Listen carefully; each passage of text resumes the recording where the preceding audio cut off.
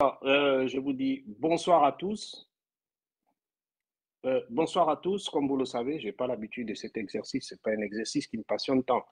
Mais j'ai décidé aujourd'hui de vous entretenir par rapport à la situation du pays. Je ne peux pas rester silencieux et écrire parce que je comprends que tout le monde n'a pas l'envie de lire. Et c'est d'autant plus indéniable que il m'échoit ce soir de pouvoir vous entretenir sur la situation du pays qui devient de plus en plus catastrophique. Alors, on a eu affaire à Ali Bongo, qui était, on a dit, un amateur, et nous avons plus que des amateurs désormais à la tête du pays. Ceci étant, nous avons vu, nous avons observé, après 6 mois, on ne peut plus tâtonner. Le peuple gabonais ne permet plus les mêmes erreurs que sous Ali Bongo. Donc, il est d'autant plus important aujourd'hui pour moi de vous dire, de vous révéler certaines choses. Je ne sais pas si je me fais entendre exactement. Je ne sais pas si tout le monde m'écoute. Je vais essayer de regarder par rapport à ce que vous dites. Voilà. Donc, c'est ça. Alors, ce soir, je vais vous entretenir sur la situation du pays. La situation du pays qui devient catastrophique et on a affaire à plus amateur qu'Ali Bongo. Nous avons eu Ali Bongo qui était un amateur, mais nous avons affaire à un amateurisme encore beaucoup plus ambiant. Ceci étant, nous ne pourrons plus rester tranquilles, nous ne pourrons plus rester silencieux. Ça, comme vous le savez, j'étais l'un des rares à ne pas croire à cette transition. Pourquoi? Et pour une simple raison. Parce que je connais personnellement Oligui Nguema et il n'est pas capable de cet exploit. Ceux qui ne me croient pas vont continuer à croire à leur leader, à leur gourou, à leur je ne sais pas quoi, mais dans quelques matins, ils viendront me donner raison. Savez-vous, pendant le règne d'Ali Bongo, j'étais l'un des rares à dénoncer son amateurisme bien plus tôt, avant que tout le monde ne s'en rende compte que c'était vraiment un amateur à la tête du pays. Euh, Ce que nous avons fait, les fonctions que nous exerçons, les stages que nous suivons nous permettent pendant un moment de détecter ce qui se passe dans le pays. Donc, on n'a pas besoin, quand vous allez assister à un match de football, vous n'avez pas besoin d'attendre la fin du match pour savoir si le joueur est bon ou pas. En deux, trois touches de balle, pour ceux qui connaissent le football, vous savez que lui, il est bon ou lui, il n'est pas bon. Dès le début, je suis l'une des rares personnes à avoir baptisé ce mouvement le CTRI PDG. Et ceux qui me suivent reconnaîtront ce que je suis en train de dire. Parce que je n'ai jamais cru. Je ne peux pas. Je vis en France, et voilà exactement 23 ans. Je ne suis pas arrivé hier. Je suis arrivé en France après mon baccalauréat série D. Pour ceux qui ne le savent pas, j'ai obtenu une bourse pour venir étudier en France. Je ne suis pas venu suivre une femme, suivre, je ne sais pas quoi, un programme. Non, je suis venu avec une bourse de l'État gabonais qui m'a permis de venir en France étudier. Je suis venu en tant qu'étudiant. Je n'ai jamais payé un billet d'avion pour venir en France.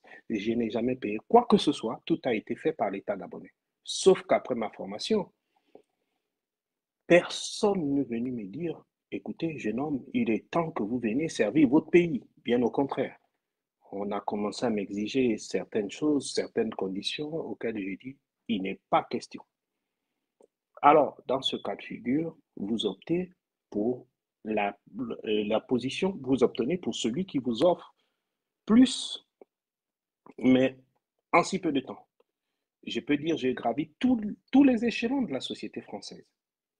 Aujourd'hui, je suis à l'apogée de ma carrière professionnelle. Et ce n'est pas cet apogée que je vais rentrer au Gabon, venir suivre des amateurs qui sont à la tête du pays.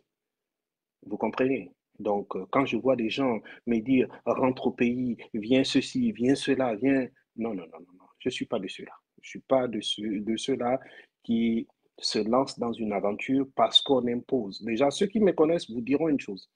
Je ne suis pas quelqu'un à qui on impose quoi que ce soit. Si je fais quelque chose, je le ferai parce que j'ai envie de le faire et non pas parce que quelqu'un me l'a imposé. Donc, je suis libre de mes faits et gestes, je suis libre de mes mouvements. Quand le CTRI PDG a pris le pouvoir, J'ai compris que ce n'était pas un coup d'État. La preuve, Billy Binze, dans son interview, vous dit ceci, et retenez cette phrase, il dit ceci. Je ne sais pas si les militaires eux-mêmes étaient au courant qu'il y avait coup d'État. Je répète la phrase de Billy Binze. Je ne sais pas si les militaires eux-mêmes savaient qu'il devait y avoir coup d'État. C'est une phrase qui en dit long pour les observateurs avertis. Ils comprennent qu'il y a quelque chose qui ne va pas. Alors, ce soir, je suis chargé de vous entretenir sur un certain nombre de choses. Pourquoi Boulé-Binze sort cette phrase lors de cette interview? Boulé-Binze aurait dû être emprisonné comme tout le monde, comme tous les pédégistes qui ont volé, qui ont pillé ce pays. Ironie du sort, Boulé-Binze se retrouve dehors et il accorde même, regardez le toupet de l'homme, il accorde même une interview à RFI. Et dans cette interview à RFI, il dit ceci, et je répète encore, je ne sais pas si les militaires eux-mêmes étaient au courant qu'il devait y avoir un coup d'État. Qu'est-ce que Billy Binze est en train d'exprimer? Je vais vous l'exprimer, je vais vous l'expliquer en si peu de temps et dans cette phrase. Ali Bongo, sa gestion du pays a été catastrophique. Que, à un moment donné, l'Élysée, les conseillers de Macron lui ont dit il fallait dire à Ali Bongo de quitter le pouvoir parce que ça ne peut plus continuer comme ça. Les coups de téléphone par-ci, les coups de téléphone par-là. On a expliqué à Macron que non, il faut rentrer, il faut aller à Libreville, même expliquer à Ali Bongo qu'il doit quitter le pouvoir. Je l'ai écrit, j'ai fait un live, je l'ai expliqué. Il est descendu au Gabon. Il a expliqué à Ali qu'il fallait quitter le pouvoir. Mais de quelle façon? Il fallait sauver la face du monde. Et c'est là où la phrase de Billy Binze trouve tout un sens. Je ne sais pas si les militaires eux-mêmes savaient qu'il y avait coup d'État. C'est là toute la phrase de Billy Binze. Analysez vous-même cette phrase. Elle n'est pas dénuée de sens. Elle a bien au contraire été bien conçue et bien expliquée. Le problème, c'est que Ali Bongo, ayant une gestion catastrophique du pays, il fallait forcément le sortir de là, mais par le haut. Alors, il y avait quelqu'un qui était préparé pour remplacer Ali Bongo. Je répète ma phrase. Il y avait quelqu'un qui était préparé pour remplacer Ali Bongo. Et Oligui n'était que la transition pour pouvoir remplacer Ali Bongo. D'où la phrase de Billy Binze. Est-ce que les militaires eux-mêmes étaient au courant qu'il devait y avoir coup d'État? Il le sait. Il sait qu'il y avait quelqu'un qui était préparé en tant que Premier ministre. Il sait qu'il y avait quelqu'un qui était préparé pour remplacer Ali Bongo, mais qui n'était pas Oligui Nguema. Je vous l'ai dit ici, je vous l'ai expliqué, je connais Oligui, c'est un peureux. Il ne peut pas faire un coup d'État. Peut-être ses conseillers me suivent, ou les services spéciaux. Ils sont en train de me regarder. C'est leur boulot. Faites bien votre boulot d'ailleurs. Et donc, voilà, il savait. Je vous ai dit, Oligui est peureux. La preuve, quand il accusait Toumpa d'avoir fomenté un coup d'État contre Ali Bongo, on l'appelait à la barre au tribunal. Il s'est écroulé. Il a pleuré. Il s'est évanoui. Il est sorti de la salle d'audience en pleurant. Tout le monde le sait, sauf ceux qui ne comprennent pas. Oligui ne peut pas avoir fomenté un coup d'État. Ce n'est pas un coup d'État. C'est juste une façon de sauver Ali Bongo. Comment il fallait procéder? Eh bien, il fallait procéder de la manière à laquelle ils ont procédé. Il y avait un remplaçant pour Ali Bongo. Et c'est là où Billy Binze ne comprend pas pourquoi cette personne n'a pas remplacé Ali Bongo. Billy Binze devait revenir aux affaires. Je l'ai écrit. J'ai dit Billy Binze va revenir aux affaires. On lui propose des postes par-ci, par-là. Ça ne l'intéresse pas. Ça ne l'intéresse pas. Et il a bien dit, encore, je vous répète cette phrase, je ne sais pas si les militaires eux-mêmes étaient au courant qu'il devait y avoir coup d'État. Oligui, que je connais, ne peut pas faire un coup d'État. J'ai discuté avec lui. S'il ne vous le dit pas, je vous le dis. C'est un ami personnel. Je reprécise, Oligui Nguema est un ami personnel. C'était un ami, je précise. Depuis qu'il est président, c'est sa chance. Il fait sa vie, ça l'intéresse, c'est son problème. Mais c'est quelqu'un que je connais très bien. Et je ne vous raconte pas des balivernes. Depuis quand nous étions en Goni, à l'époque, il y avait ce qu'on appelait les concours de danse et il avait un groupe de funk. À l'époque, ceux qui se connaissent, il y avait un groupe de funk et comme je vous ai toujours dit, son nom c'est Snap. C'est quelqu'un qui a été pistonné. Sa première fonction, c'est être des camps d'Omar Bongo. Il n'a pas connu autre chose que ça. Sa première fonction, c'est être des camps du président Omar Bongo. Après l'avoir envoyé à l'Académie royale du Maroc, l'Académie royale du Maroc, lorsqu'il sort de l'Académie royale du Maroc, il est directement happé comme aide de camp d'Omar Bongo. Ce n'est pas quelqu'un qui a fait ses classes, qui a vécu comme vous et moi. Non. Vous avez vécu, vous avez un passé, vous avez même certainement un avenir. Lui, il a commencé ces milliards qu'il possède avant d'être président de la République, il les a conçus sous Omar Bongo. C'est les gens, Omar Bongo avait besoin de 2 milliards, on partait décaisser 5 milliards. Dans les 5 milliards, il prenait 3, ils amenaient les 2 milliards à Omar Bongo et c'est comme ça qu'il a bâti sa fortune. Oui, Omar Bongo vous donnait 1 million, il prenait 500 000, il vous remettait 500 000. C'est comme ça que ces gens ont bâti leur fortune. Ce n'est pas des gens qui ont bossé comme vous et moi, qui se lèvent à 5 heures du matin pour aller travailler. Et quand je vois des Gabonais au Ligui par-ci, au Ligui par-là, je me dis, mais de qui parle-t-on? D'un paresseux qui a profité d'une situation pour être là où il est? Il faut savoir. Je vais vous raconter une anecdote. Quand Omar Bongo décède en 2009, quand il est dans son lit d'hôpital à Barcelone, autour de lui, il y a un certain nombre de personnes. Il y a Pascaline Bongo, qui est d'ailleurs la bonne grande d'Oligui Nguema.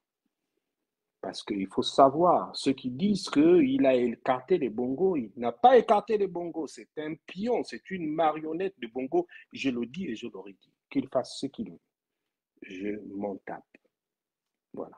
Donc, ce que je dis, quand Omar Bongo est sur le lit de l'hôpital à Barcelone, il demande à Pascaline de jurer, de mettre la main sur le cœur. Certaines personnes ne deviendront plus jamais pauvres dans leur vie. Il s'agit des personnes qui sont autour d'Ali Bongo. Je vais écarter les autres. Dont Oligui Nguema. Oligui Nguema a reçu de l'argent qu'Omar Bongo a demandé à Pascaline de lui donner pour ne plus qu'il soit pauvre dans sa vie. Malgré cela, qu'est-ce qui s'est passé? Après le décès d'Omar Bongo, il redescend à Libreville. Il va nuitamment, il s'introduit nuitamment au palais présidentiel. Il va se servir dans les tiroirs de feu Omar Bongo. C'est Ali Bongo, informé par les services spéciaux, qui va demander à Oligui Nguema de ramener cet argent. Et cet argent, il n'en a rendu qu'une moitié. Et c'est quelqu'un comme ça qu'aujourd'hui on veut me dire que c'est lui qui va construire notre pays. Mais enfin, mais soyez sérieux dans ce que vous dites, dans ce que vous faites. Soyez sérieux un temps soit peu. Quel voleur? Excusez-moi dessus, il va prendre ça comme une injure. Ça n'engage que lui, je m'en fous, il ne me nourrit pas. C'est de tels voleurs qu'on va venir nous dire qu'ils dirigent notre pays. Mais soyez sérieux un seul instant. Vous savez entre les mains de qui notre pays a été confié. Il a pris les officiers de l'armée à qui il a remis des milliards pour ne pas l'attaquer en échange de la paix sociale. D'accord. Mais est-ce que cela suffira quand on voit l'amateurisme de ce type à la tête du pays?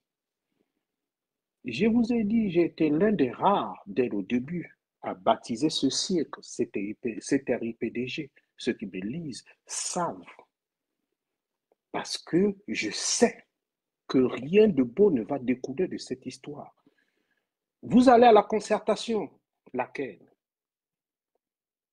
Il n'y a pas il n'y a pas une rubrique réconciliation vérité. Vous pensez que quoi? Que les parents de Manza, Feu Manza, n'ont pas envie de savoir de quoi est mort leur fils?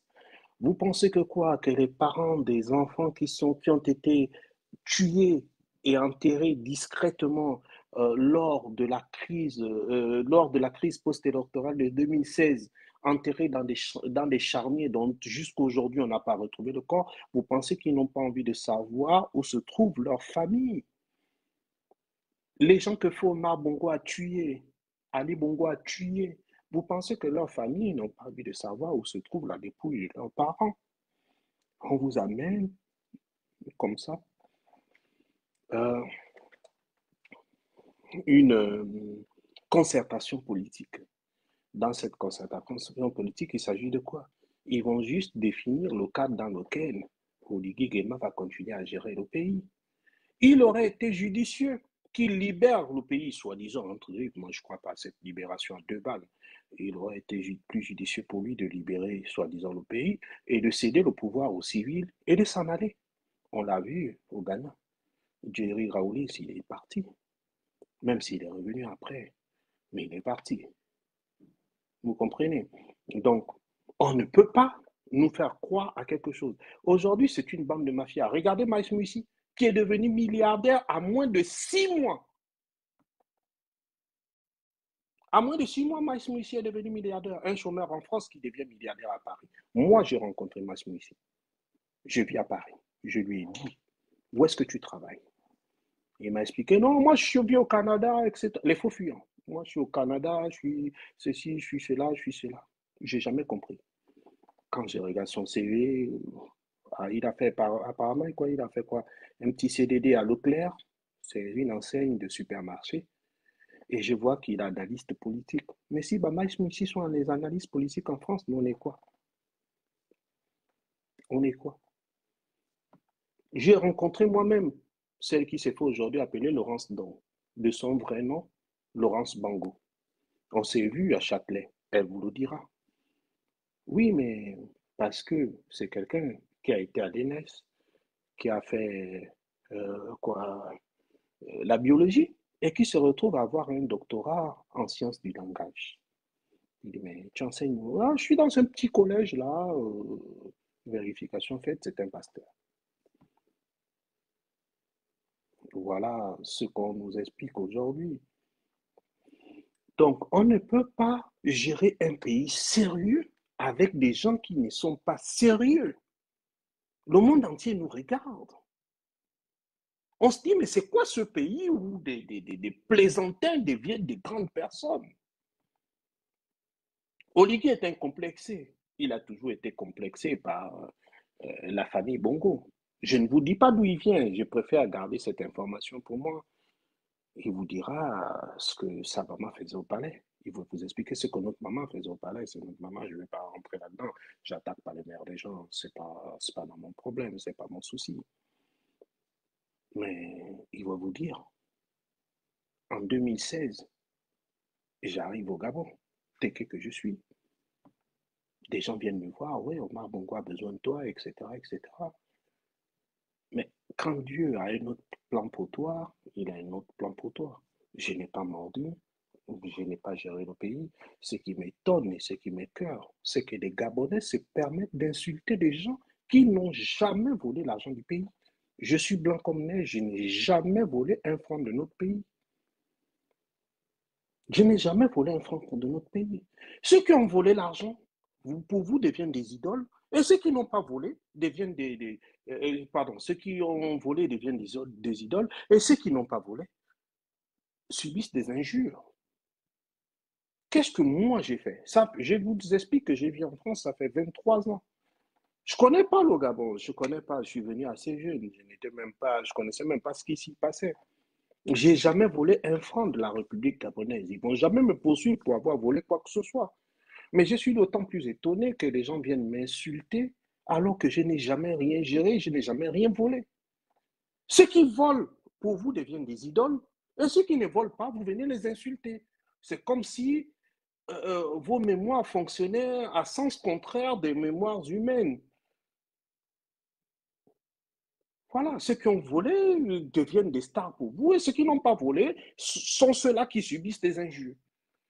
Et ma situation n'est pas à plaindre. Pour ceux qui ne me connaissent pas, j'étais dans l'enseignement. Je ne suis plus dans l'enseignement, je suis responsable administratif et financier dans une société. J'ai fait l'enseignement pendant longtemps, ensuite j'ai fait une reconversion professionnelle où aujourd'hui je suis responsable administratif et financier. Je préfère vous le dire parce que quand je lis certains commentaires, ça me fait beaucoup rigoler. Si vous voyez quelqu'un venir vous donner sa société pour dire soyez responsable de ma société, il faut vous dire que vous avez un certain nombre de compétences. Ça fait longtemps, ça fait 2 ou 3 ans que j'ai quitté l'enseignement. Je me suis reconverti parce que c'est ça l'avantage en France, vous pouvez vous reconvertir tranquillement et refaire autre chose. Je suis actuellement responsable administratif et financier. Donc je gère les sociétés, j'ai le même rôle. Vous pouvez l'appeler responsable administratif et financier ou DAF ou directeur administratif et financier, ça dépend, c'est les mêmes compétences. Donc vous voyez, voilà. Mais je suis d'autant plus étonné que des gens qui sont censés nous couvrir, qui sont censés nous protéger, sont ceux-là qui nous insultent. Voilà. Vous n'avez pas d'électricité. On prend de l'argent pour aller acheter. Les Gabonais n'ont pas de l'électricité. On prend de l'argent pour aller investir dans Assala et Énergie, dont eux-mêmes ils sont les actionnaires. Pourquoi ne pas investir dans la SCG pour améliorer la conduite d'eau et la conduite d'électricité? C'est beaucoup moins coûteux, ça ne coûte pas 400 milliards et quelques. Ils vont dans tous les sens. Nous sommes censés être dans une transition. On nous a expliqué que c'était la restauration des institutions.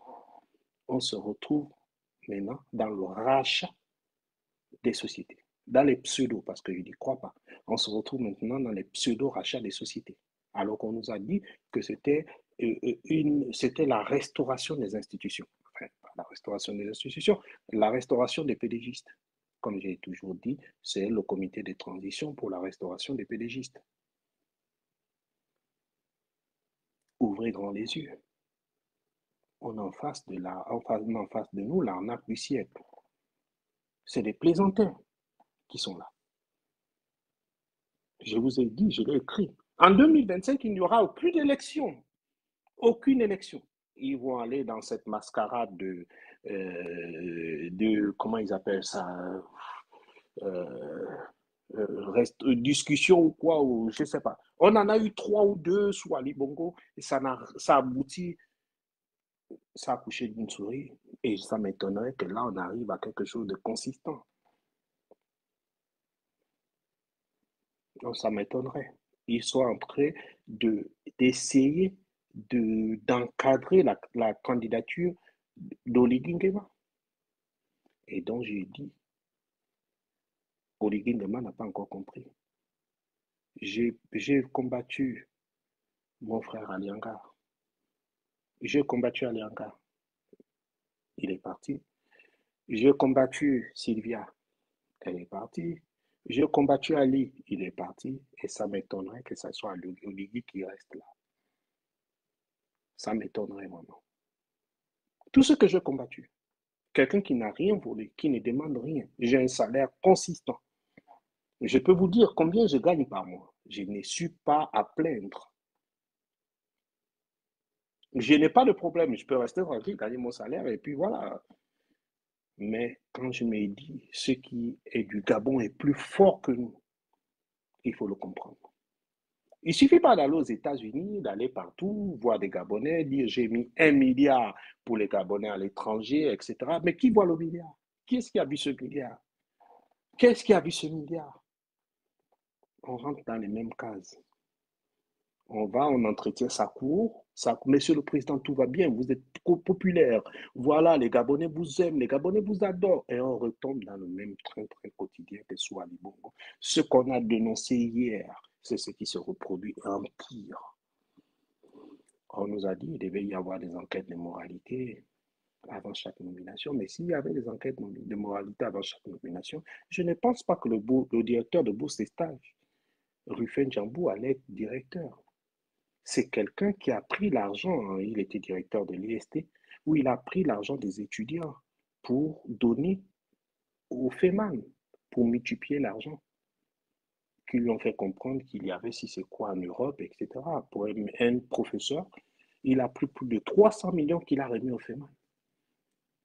C'est Ngari qui a éteint l'incendie. On nous ramène ces gens, voilà, ils sont comme par hasard, comme par miracle, ils sont devenus bien, ils sont devenus généreux, etc. Jeannot Kalino, quand j'ai vu, c'est le frère de Lydie Nguema côté Ngoni, c'était repris de justice. Je l'ai partagé ici quand il était en prison, à la prison de Gros Bouquet, pour détournement. On nous l'amène, on nous dit il est ministre. D'accord. Comme toute entente, il est troisième vice-président du PDG. J'ai compris qu'on se foutait de nos gueules. Parce que c'est le frère d'Oligui. Et j'ai compris qu'Oligui allait rentrer dans le PDG. Je ne sais pas si vous comprenez. Mais de qui se fout-on? Et au moment où je vous parle, il y a une frange de l'armée qui est vraiment. Il y a le bruit de bottes. Il y a le bruit de bottes. Les gens m'ont dit, ouais, on rentre au pays. J'ai dit, mais eux-mêmes, ils sont même pas sûrs en décembre 2024, ils seront encore à la tête du pays. Vous allez me demander de rentrer dans une transition. Expliquez-moi comment quelqu'un qui a une vie stable en France va rentrer. Qu'est-ce qu'il va rentrer faire dans une histoire de transition? Qu'est-ce qu'il va rentrer faire au Gabon dans une histoire de transition? Il faut que l'on m'explique. Il y en a qui vous ont menti qu'ils étaient des ingénieurs informaticiens, qu'ils étaient des professeurs au CNRS, qu'ils étaient ceci, cela. À ma grande surprise, dès qu'une ouverture s'ouvre, ce sont les premiers à courir. Qu'est-ce que tu vas courir faire au Gabon dans une période de transition? Mais sincèrement,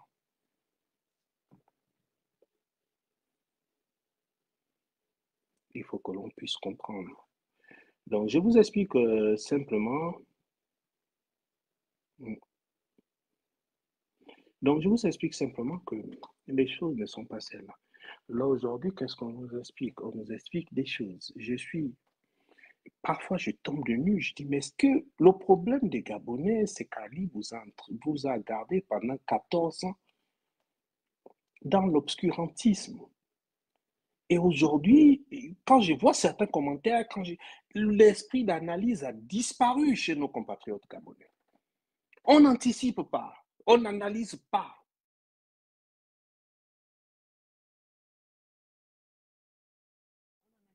On n'anticipe pas. Pourquoi? Parce que simplement, on croit que ça arrivait, ça n'arrive qu'aux autres et on doit faire ça. Bon, écoutez, moi, je ne vais pas vous garder longtemps ce soir. Je vais revenir certainement demain pour vous expliquer encore plus largement certaines choses, plus long, allons en large certaines choses. Sur ce, je vous dis bonne soirée et à demain.